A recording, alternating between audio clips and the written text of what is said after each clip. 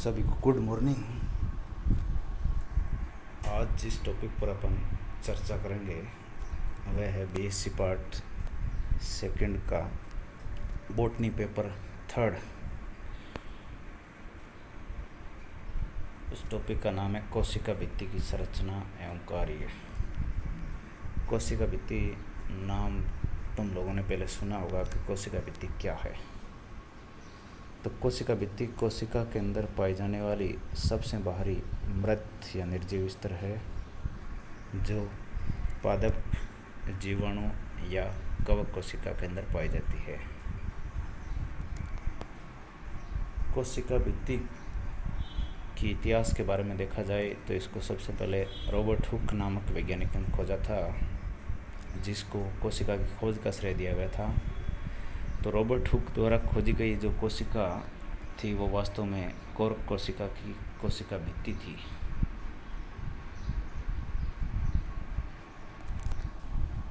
पौधों के अंदर ये सेल्यूलोज, हेमिसेल्यूलोज और पेप्टिक अम्ल से निर्मित होती है, जबकि जीवाणु कोशिका में ये पेप्टिडोग्लाइकेन नामक घटक से निर्मित होती है। ये कोशिका में संरचनात्मक और वृद्धि के रूप में नियंत्रण का कार्य करती है और ये मोटी, मजबूत तथा दृढ़ संरचना है। अब सबसे पहले अपन चर्चा जीवाणु कोशिका भित्ति के बारे में करते हैं। जीवाणु कोशिका भित्ति जीवाणु कोशिका की कोशिका झिल्ली के बाहर की ओर स्थित एक संरचना है जो मोटी और दृढ़ तथा मृत स्तर होता है।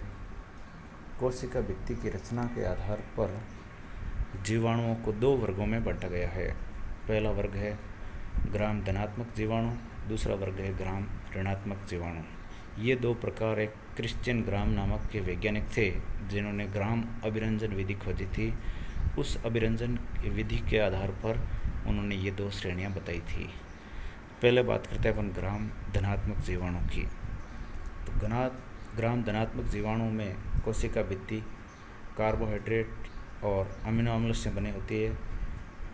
ये दोनों मिलकर जिस घटक का निर्माण करते हैं उसे पेप्टिडोग्लाइकेन कहते हैं। दूसरे है ग्राम ऋणात्मक जीवाणु। ग्राम ऋणात्मक जीवाणुओं में पेप्टिडोग्लाइकेन के बाहर की ओर एक द्वितीयक कला पाई जाती है जो वसा और पॉलीसेकेराइड से बनी होती है। इस कला का नाम है लिपोपॉलीसेकेराइड सतह। अर्थात लिपोपॉलीसेकेराइड सतह केवल ग्राम ऋणात्मक जीवाणुओं का एक विशेष लक्षण है, यह ग्राम धनात्मक जीवाणु में नहीं पाई जाती।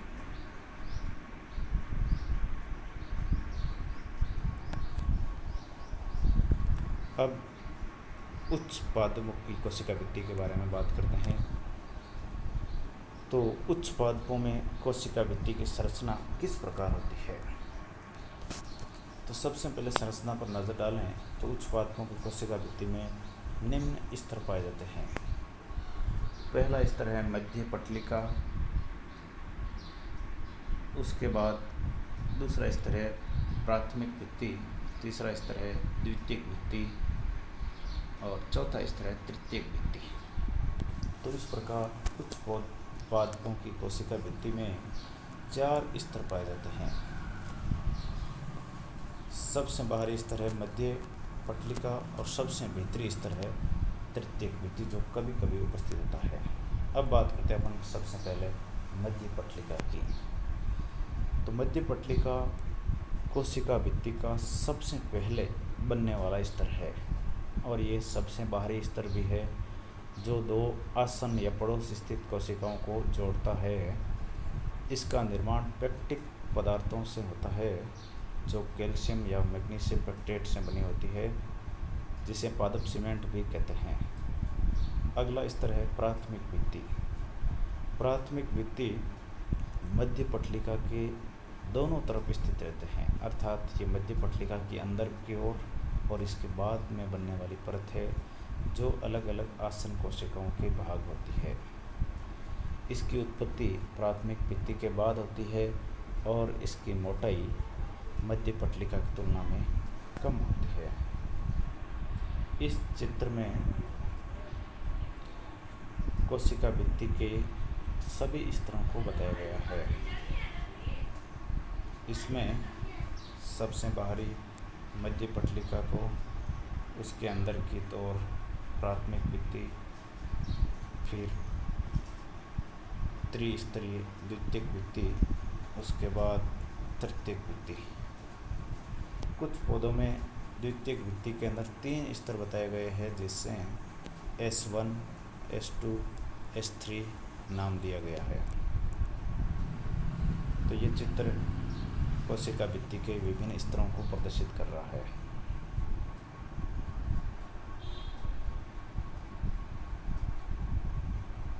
द्वितीयक भित्ति। द्वितीयक भित्ति का निर्माण प्राथमिक भित्ति के बाद में उसके दोनों तरफ, अर्थात ये प्राथमिक भित्ति के अंदर की तरफ स्थित होती है। ये अपेक्षाकृत रूप से मोटी और अनेक परती हो सकती है। ये परत कोशिका के परिपक्व होने पर दिखाई देती है। इसका मुख्य कार्य कोशिका के आकार को नियंत्रित करना और यांत्रिक समृद्धि को नियंत्रित करना है। कुछ पौधों जैसे जिम्नोस्पर्म या नग्नबीजी में ये 3 परतें अभी जो अपने चित्र में भी बताई होती है, जिन्हें S1, S2 और S3 नाम दिया गया है। तृतीयक भित्ति। तृतीयक भित्ति कभी कभी उपस्थित होती है और ये द्वितीयक भित्ति के अंदर की ओर तथा इसका निर्माण द्वितीयक भित्ति के बाद होता है। कोशिका भित्ति की परासंरचना। कोशिका भित्ति की परासंरचना इलेक्ट्रॉन सूक्ष्मदर्शी से देखने पर कोशिका भित्ति में 2 स्तर पाए जाते हैं। इसके 2 भागों में पहला है रेशक, जिसमें रेशेदार संरचनाएं पाई जाती है। दूसरा है आधारी पदार्थ, जिसमें ये रेशे उपस्थित होता है। रासायनिक घटकों की बात करें तो कोशिका भित्ति में cellulose, hemicellulose, proteins, lignin, suberin आदि उपस्थित होते हैं। सेल्यूलोज पादप कोशिका भित्ति का एक मुख्य घटक है, जिससे सूक्ष्म रेशक निर्मित होते हैं। दूसरा है हेमीसेल्यूलोज, ये शाखित पॉलीसेकेराइड का एक विषम समूह है। इसके बाद अगला घटक है पेक्टिन, जिसमें अनेक पॉलीसेकेराइड क्रॉसबद्ध रूप से जुड़े रहते हैं। इसके साथ साथ कोशिका भित्ति में अनेक प्रकार के प्रोटीन्स भी पाए जाते हैं। प्रोटीन्स के बाद द्वितीयक कोशिका भित्ति में बात की जाए तो द्वितीयक कोशिका भित्ति में कई अनेक पदार्थ पाए जाते हैं, जिनमें लिग्निन, सुबेरिन, क्यूटिन आदि प्रमुख है। लिग्निन एक प्रकृति में पाए जाने वाला सबसे प्रचुर मात्रा में एक द्वितीयक बहुलक है। इस चित्र में इसकी परासंरचना के दोनों भागों को बताया गया है। पहला है रेशक या फाइब्रिल्स, जिसको नाम दिया गया। इसमें रेशेनुमा संरचना है और ये रेशेनुमा संरचना जिस पदार्थ के अंदर पाई जाती है उसका नाम है आधारी पदार्थ या मैट्रिक्स। तो ये चित्र कोशिका भित्ति की परासंरचना को प्रदर्शित कर रहा है।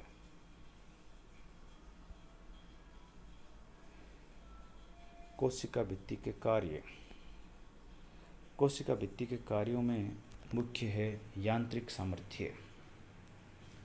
यांत्रिक सामर्थ्य का मतलब ये कोशिका को ये प्रतिकूल परिस्थितियों में दृढ़ता प्रदान करती है, जैसे तेज हवा या किसी दबाव या किसी चोट के समय ये कोशिका की सुरक्षा का काम करती है और इसको एक बल प्रदान करती है, जिसे यांत्रिक सामर्थ्य नाम दिया गया है। कोशिका भित्ति के यांत्रिक सामर्थ्य में सबसे पहले अपन इसको अत्यधिक क्रियाशील और दूसरी कोशिकाओं में संकेतों के प्रसारण के लिए जाना जाता है और ये कंकाल का कार्य भी करती है।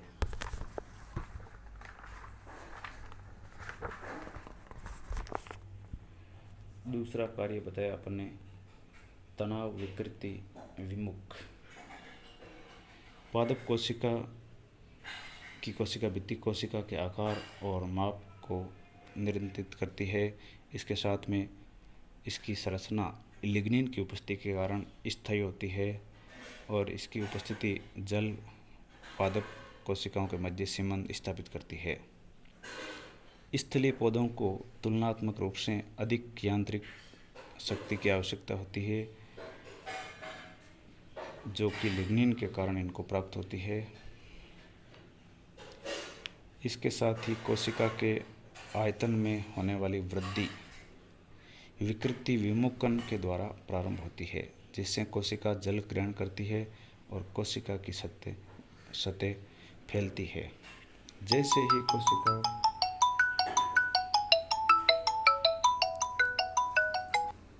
के अंदर जल प्रवेश करता है तो ये फैल जाती है।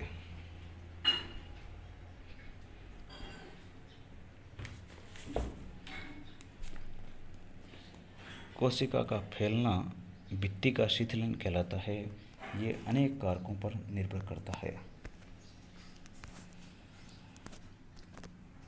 अब कोशिका भित्ति की शिथिलन की बात करें तो कोशिका भित्ति के शिथिलन से तात्पर्य है भित्ति का फैलना। इसके द्वारा कोशिका के यांत्रिक गुण परिवर्तित हो जाते हैं और ऐसा फैलाव उत्क्रमणीय रूप से होता है, अर्थात एक निश्चित सीमा के बाद वापस कोशिका भित्ति उसी अवस्था में आ जाती है। पादप कोशिका का फैलाव एक जैव रासायनिक विकृति विमुक्तन चक्र सम्मिलित होता है, जो स्फीति से प्रेरित फैलाव के द्वारा उत्पन्न होता है। विकृति विमुक्तन एक जैव रासायनिक घटना है, जबकि कोशिका फैलाव एक सक्रिय जल ग्रहण के द्वारा उत्पन्न होता है। कोशिका का फैलाव कोशिका भित्ति प्रोटीनों की एक विशेष श्रेणी, जिसका नाम है एक्सपेंसिन, के द्वारा प्रेरित होता है। अर्थात कोशिका भित्ति का शिथिलन के अंदर एक्सपेंसिन नामक प्रोटीन की मुख्य भूमिका है। अब आता है अगला कार्य इसका, कोशिका आकार का नियमन। कोशिका भित्ति का मुख्य कार्य कोशिका को एक निश्चित आकार प्रदान करना है। कोशिका का निश्चित आकार कोशिका भित्ति के द्वारा ही प्रदान किया जाता है, जिसमें इसके अंदर उपस्थित सूक्ष्म नलिकाएं एक निश्चित विन्यास के द्वारा उसके आकार को स्थायी और नियमित बनाए रखती है। सभी को धन्यवाद।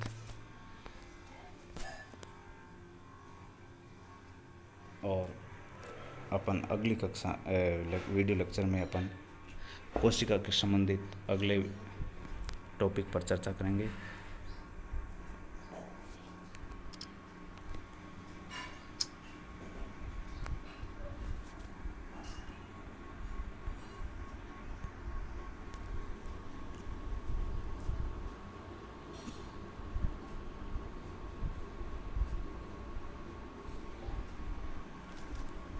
अगला टॉपिक होगा आपके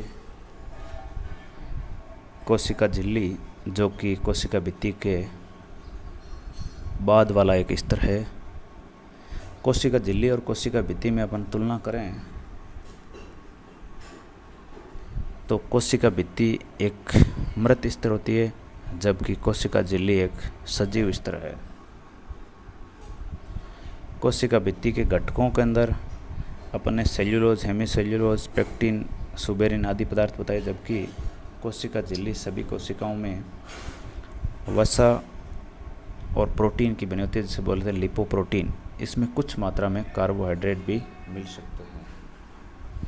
इस प्रकार कोशिका भित्ति और कोशिका झिल्ली के कई बार तुलनात्मक प्रश्न भी पूछे जाते हैं, जिनको अपन अगली कक्षा में अगले वीडियो के माध्यम से अपन चर्चा करेंगे। तो इसमें प्रश्न आपका एक तो आ सकता है कोशिका भित्ति की संरचना क्या है, इसके अंदर आपको चित्र भी देने हैं। दूसरा है आपके कोशिका भित्ति के कार्य क्या है, जो अपन ने लास्ट स्लाइड के अंदर चर्चा किए थे। और इसकी तुलना कई बार प्लाज्मा झिल्ली से पूछी जा सकती है कि कोशिका भित्ति और कोशिका झिल्ली में क्या अंतर है। तो वो अपन नेक्स्ट वीडियो के अंदर चर्चा करेंगे। Thank you.